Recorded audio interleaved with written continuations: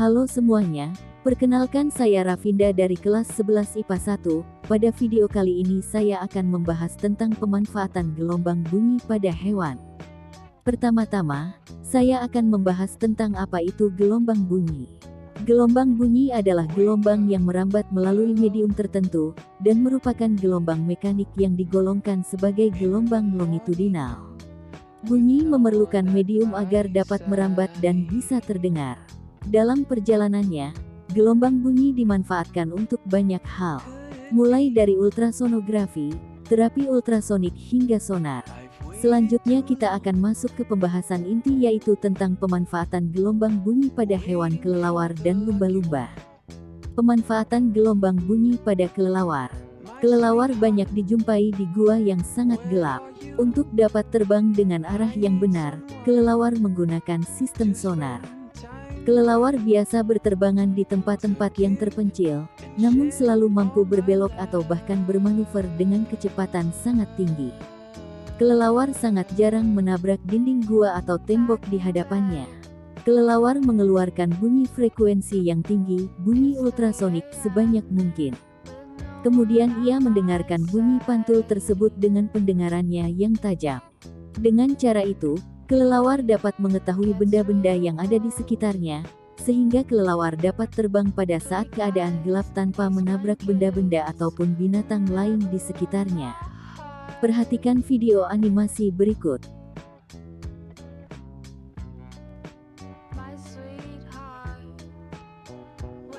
Dari video tersebut kita dapat melihat bagaimana cara kelelawar dapat mengetahui mangsanya dengan mudah.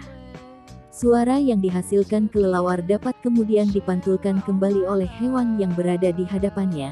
Begitu pula pada benda, ketika kelelawar mengeluarkan suara, maka suara itu juga akan dipantulkan oleh benda yang ada di sekitarnya. Oleh karena itu kelelawar dapat berjalan tanpa menabrak dan mencari mangsa di goa yang gelap. Kelelawar merupakan hewan yang mampu mendengarkan bunyi ultrasonik dengan frekuensi di atas 20.000 Hz. Kelelawar ini dapat mengeluarkan gelombang ultrasonik pada saat ia terbang. Gelombang yang dikeluarkan akan dipantulkan kembali oleh benda-benda atau binatang lain yang akan dilewatinya dan diterima oleh suatu alat yang berada di tubuh kelelawar. Kemampuan kelelawar untuk menentukan lokasi ini disebut dengan ekolokasi. Ekolokasi atau disebut juga biosonar adalah sonar biologi yang digunakan oleh beberapa jenis binatang. Binatang yang memiliki kemampuan ekolokasi mengeluarkan bunyi dan mendengarkan pantulan bunyi tersebut yang dipantulkan oleh objek-objek yang ada di sekitarnya. Dengan menggunakan bunyi pantulan tersebut, binatang itu bisa mengidentifikasi keberadaan objek. Ekolokasi digunakan binatang sebagai alat navigasi untuk berkelana atau berburu. Mekanisme ekolokasi yang dilakukan kelelawar yaitu dengan mengeluarkan gelombang ultrasonik pada saat ia terbang. Gelombang yang dikeluarkan akan dipantulkan kembali oleh benda-benda atau binatang lain yang akan dilewatinya dan diterima oleh suatu alat yang berada di tubuh kelelawar. Selanjutnya saya akan membahas tentang pemanfaatan gelombang bunyi pada lumba-lumba. Habitat asal lumba-lumba adalah di lautan dalam. Lumba-lumba dapat dilihat di permukaan air, namun sebagian besar waktu mereka di kedalaman lautan yang cukup gelap. Sekalipun hidup di kedalaman lautan, lumba-lumba mempunyai sistem yang memungkinkan untuk berkomunikasi dan menerima rangsangan, yaitu sistem sonar. Sistem ini berguna untuk mengindera benda-benda di lautan, mencari makan, dan berkomunikasi. Perhatikan video animasi berikut.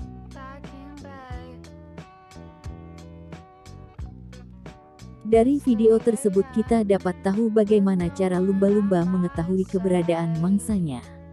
Suara yang dikeluarkan lumba-lumba dapat dipantulkan kembali pada lumba-lumba oleh hewan ataupun benda di sekitarnya. Hal ini yang membuat lumba-lumba dapat berenang di kedalaman laut yang sangat gelap dan ia dapat pula mencari mangsanya dengan mudah. Lumba-lumba bernapas melalui lubang yang ada di atas kepalanya. Tepat di bawah lubang ini, terdapat kantung-kantung kecil berisi udara. Dengan mengalirkan udara melalui kantung-kantung ini, lumba-lumba menghasilkan bunyi dengan frekuensi tinggi. Kantung udara ini berperan sebagai cermin akustik yang memfokuskan bunyi yang dihasilkan gumpalan kecil jaringan lemak yang berada tepat di bawah lubang pernapasan. Kemudian, bunyi ini dipancarkan ke arah sekitarnya secara terputus-putus. Gelombang bunyi lumba-lumba segera memantul kembali bila membentur suatu benda. Pantulan gelombang bunyi tersebut ditangkap di bagian rahang bawahnya yang disebut jendela akustik. Dari bagian tersebut, informasi bunyi diteruskan ke telinga bagian tengah, dan akhirnya ke otak untuk diterjemahkan. Pantulan bunyi dari sekelilingnya memberi informasi rinci tentang jarak benda-benda dari mereka, ukuran dan pergerakannya. Dengan cara tersebut, lumba-lumba mengetahui lokasi mangsanya. Lumba-lumba juga mampu saling berkirim pesan walaupun terpisahkan oleh jarak lebih dari 220 km. Lumba-lumba berkomunikasi untuk menemukan pasangan dan saling mengingatkan akan bahaya. Inilah sistem sonar sempurna yang dengannya lumba-lumba memindai dasar laut layaknya alat pemindai elektronik. Berikut ini adalah gambaran dari apa yang sudah saya jelaskan barusan. Nah, sekarang kita sudah mengetahui bahwa kelelawar dan lumba-lumba merupakan hewan yang memanfaatkan gelombang bunyi sistem sonar. Sistem sonar itu apa sih? Mari kita bahas.